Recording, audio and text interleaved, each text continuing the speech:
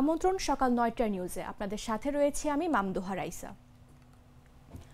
মালয়েশিয়ায় নবনিযুক্ত হাইকমিশনার মঞ্জুরুল করিম খান চৌধুরী দেশটির পররাষ্ট্র মন্ত্রণালয়ের প্রধান প্রোটোকল কর্মকর্তার সঙ্গে সৌজন্য সাক্ষাৎ করেছেন। এ সময় তিনি তার পরিচয়পত্রের অনুলিপি হস্তান্তর করেছেন।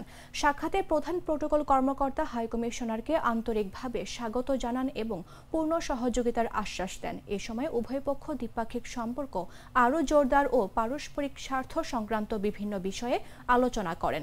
পরবর্তীতে হাইকমিশনার ইউসমা পুত্রায়া অবস্থিত দক্ষিণ ও মধ্য এশিয়া বিভাগের আন্ডার সেক্রেটারির সঙ্গে সাক্ষাৎ করেন। সেখানে বিভিন্ন সমঝোতা স্মারক বাস্তবায়নের মাধ্যমে দ্বিপাক্ষিক সহযোগিতা সম্প্রসারণের উপায় নিয়ে বিস্তারিত আলোচনা হয়।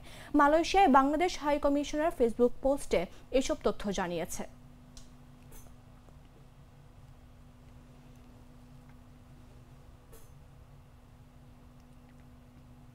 রাজধানীর বসুন্ধরার এভারকেয়ার হাসপাতাল থেকে চিকিৎসা শেষে গুলশানের বাসভবন ফিরোজায় ফিরেছেন বিএনপি চেয়ারপারসন ও সাবেক প্রধানমন্ত্রী বেগম খালেদা জিয়া। শুক্রবার রাত 11টা 4 মিনিটে হাসপাতাল থেকে বের হন তিনি।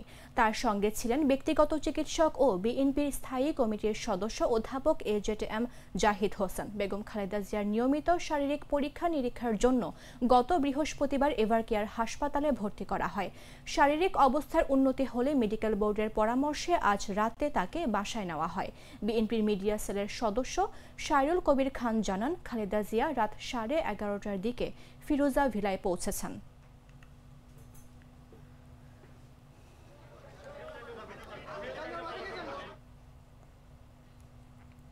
জুলাই জাতীয় সনদের অঙ্গীকারনামার ৫ম দফা সংশোধন করেছে জাতীয় ঐক্যমত্য কমিশন। শুক্রবার বেলা ২টার দিকে কমিশনের এক সংবাদ বিজ্ঞপ্তিতে এই সংশোধনের কথা জানানো হয়। এর আগে দফাটি নিয়ে আপত্তি তুলেছিলেন নিজেদের জুলাই যোদ্ধা পরিচয় দেওয়া ব্যক্তিরা। এ নিয়ে জাতীয় সংসদ ভবন এলাকায় পুলিশের সঙ্গে তাদের সংঘর্ষের ঘটনাও ঘটে।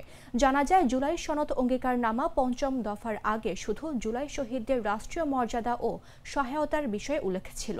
সংশোধনের পর সেখানে এখন আহতদের জন্য মর্যাদা ও সুযোগ সুবিধার বিষয়টি অন্তর্ভুক্ত করা হয়েছে। দফাটিতে আগে বলা ছিল, গণ অভ্যুত্থান পূর্ব ১৬ বছরের ফেসিবাদ বিরোধী গণতান্ত্রিক সংগ্রামের গুম, খুন ও নির্যাতনের শিকার হওয়া ব্যক্তিদের এবং ২০২৪ সালের জুলাই আগস্টের গণ অভ্যুত্থানকালীন সংঘটিত সব হত্যাকাণ্ডের বিচার, শহীদদের রাষ্ট্রীয় মর্যাদা প্রদান ও শহীদ পরিবারগুলোকে যথোপযুক্ত সহায়তা প্রদান এবং আহতদের সুচিকিৎসা ও পুনর্বাসনের ব্যবস্থা নিশ্চিত করব।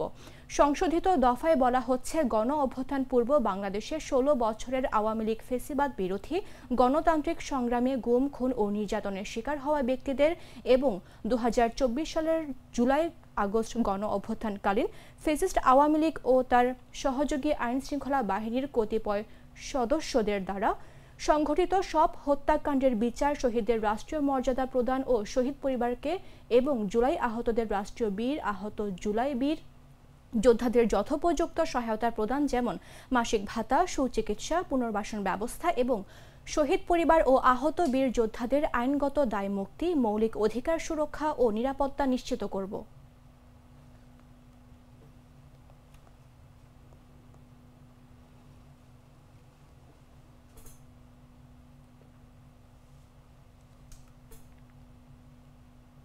জাতীয় ঐক্যমত্য কমিশনের আয়োজনে ১৭ অক্টোবর সংসদ ভবনের দক্ষিণ প্লাজায় জুলাই সনদ স্বাক্ষরিত হয়। তবে এই সনদে স্বাক্ষর করেনি জাতীয় নাগরিক পার্টি এনসিপি।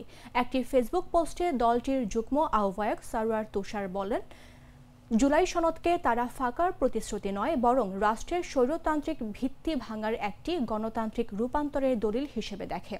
তাই তারা দাবি করেছে, আগের সনদের বাস্তবায়ন আদেশের পূর্ণাঙ্গ টেক্সট ও প্রক্রিয়া প্রকাশ করতে হবে। তাদের ৩টি মূল শর্ত: প্রথমত, গণভোটের প্রশ্ন ও আদেশ আগে প্রকাশ; দ্বিতীয়ত, আদেশ জারি করবেন প্রধান উপদেষ্টা ডক্টর মোহাম্মদ ইউনূস; এবং তৃতীয়ত, গণভোটে জনসমর্থন পেলে নতুন সংসদ গাঠনিক ক্ষমতায় সংবিধান সংস্কার করে বাংলাদেশ সংবিধান ২০২৬ প্রণয়ন করবে। এনসিপি বলছে, এসব নিশ্চয়তা ছাড়া সনদের সাংবিধানিক ভিত্তি নেই, আর তাই তারা এখনো সই করেনি।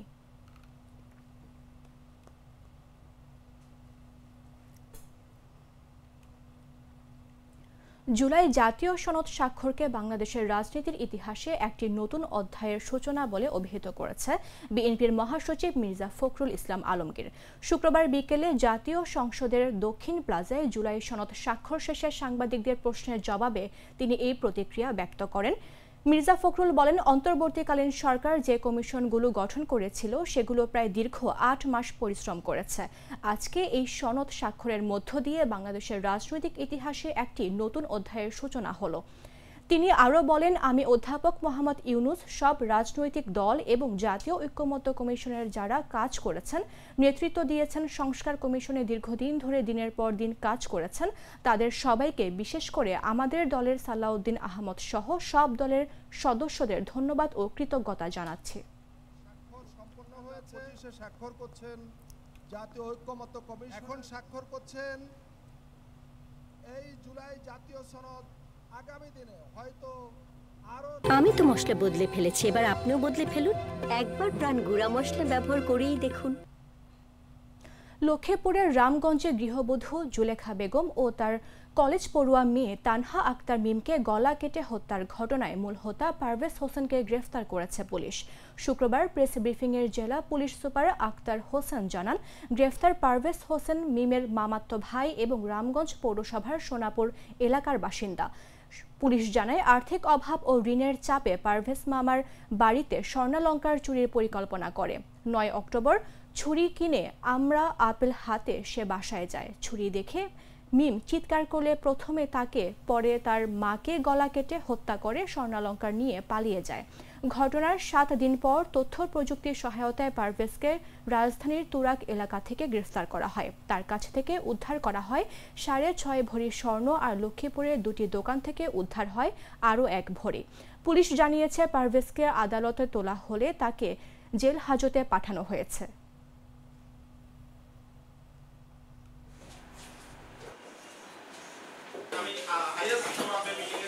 ডিবির একটি স্পেশাল টিম আসামি পারভেজকে 16 তারিখে তুরাগ থানাধীন মনিরের গ্যারেজ থেকে 11:30টার সময় গ্রেপ্তার করে। আমি উল্লেখ করেছি সে সময় তার সঙ্গে 6 ভরি 4 আনা স্বর্ণ ছিল। আমরা স্বর্ণ নিয়ে এসেছি, স্বর্ণ যাচাই করেছি। ডিসিস্টের শরীরের স্বর্ণের সঙ্গে ভারতে পালিয়ে যাওয়ার সময় দিনাজপুরের বিরামপুর সীমান্ত এলাকা থেকে কার্যক্রম নিষিদ্ধ ঘোষিত আওয়ামী লীগের 2 নেতাকে গ্রেফতার করেছে পুলিশ। বৃহস্পতিবার রাত 8:30টার দিকে ভেলারপাড় গ্রামে সীমান্ত এলাকা থেকে তাদের গ্রেফতার করা হয়। পরে শুক্রবার বিকেলে 54 ধারায় গ্রেফতার দেখিয়ে তাদের দিনাজপুর কোর্টে চালান দেওয়া হলে বিচারিক জামিন নামঞ্জুর করে তাদের জেল হাজতে পাঠানোর নির্দেশ দেন। গ্রেফতারকৃত 2 নেতা হলেন বরিশাল উজিরপুর উপজেলা আওয়ামী লীগের সহসভাপতি এবং উপজেলা পরিষদের সাবেক চেয়ারম্যান হাফিজুর রহমান ইকবাল ও বরগুনা জেলা আওয়ামী লীগের যুগ্ম সাধারণ সম্পাদক মাহমুদুল আজাদ রিপন। দিনাজপুর পুলিশ সুপার মোহাম্মদ মারুফাত হুসাইন জানান, বৃহস্পতিবার রাত 8:30টার দিকে দিনাজপুরের বিরামপুর উপজেলার ভেলারপাড়া গ্রামের সীমান্তের কাছাকাছি পাকা সড়কের একটি কালভার্টের কাছে 2 জন ব্যক্তিকে ইজি বাইকে যেতে দেখেন স্থানীয় কয়েকজন যুবক। খবর পেয়ে পুলিশের একটি দল ঘটনাস্থলে পৌঁছে তাদের থানায় নিয়ে আসেন।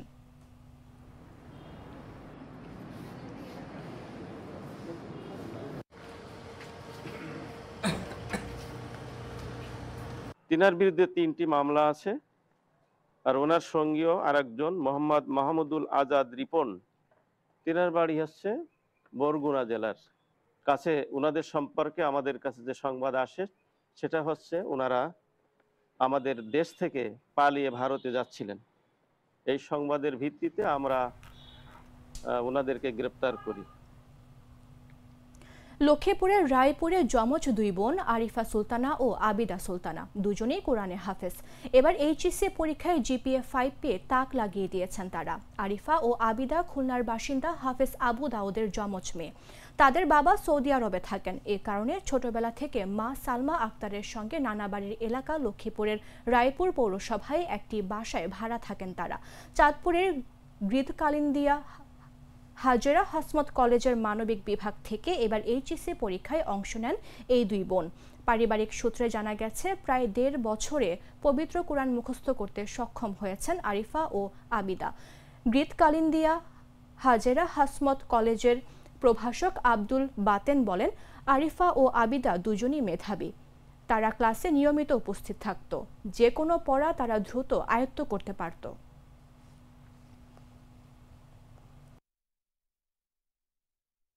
কলেজে পড়ার পাশাপাশি যে প্রাতিষ্ঠানিক শিক্ষা ছাড়াও হাফেজা হয়েছি, এটা মানে একটা ইচ্ছা শক্তির বিষয়। আর যদি সঠিক গাইডলাইন থাকে তাহলে এটা আরো ভালো হয়। আমার চাচা আমাদেরকে অনেক সুন্দরভাবে গাইডলাইন দেওয়ার কারণে আজকে আল্লাহর রহমতে আজকে আমরা এতটুকু আসতে পেরেছি। আমার বাবা তো প্রবাসী, তো মানে ওখান থেকে আমাদের জন্য যতটুকু করার দরকার তার চেয়ে অনেক বেশি করেছে আমার বাবা মা দুইজনেই। তারপর আমার চাচা, আমার কাকা যিনি আমাদেরকে মানে যার অবদানে আমরা হাফেজা হতে পেরেছি, তার অবদান অনেক বেশি।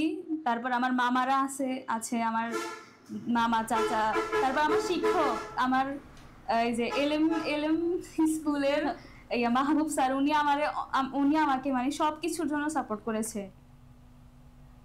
জানাবো আন্তর্জাতিক সংবাদ।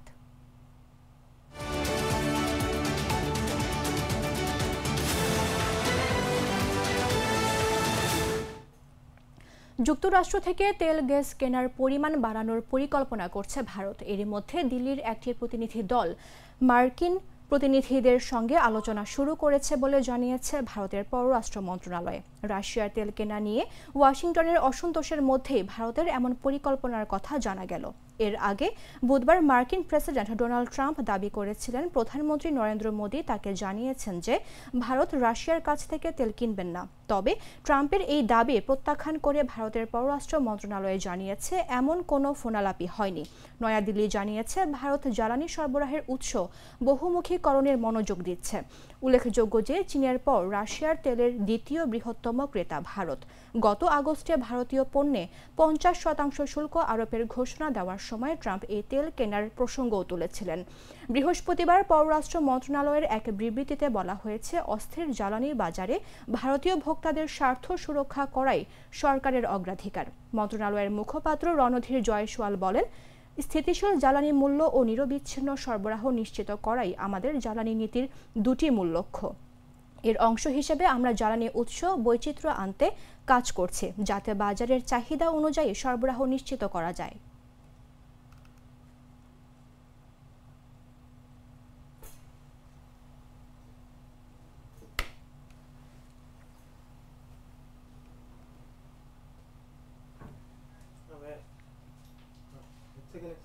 দর্শক, এই ছিল এখনকার মতো। প্রতি মুহূর্তে সর্বশেষ খবর জানতে ভিজিট করুন jagonews24.com।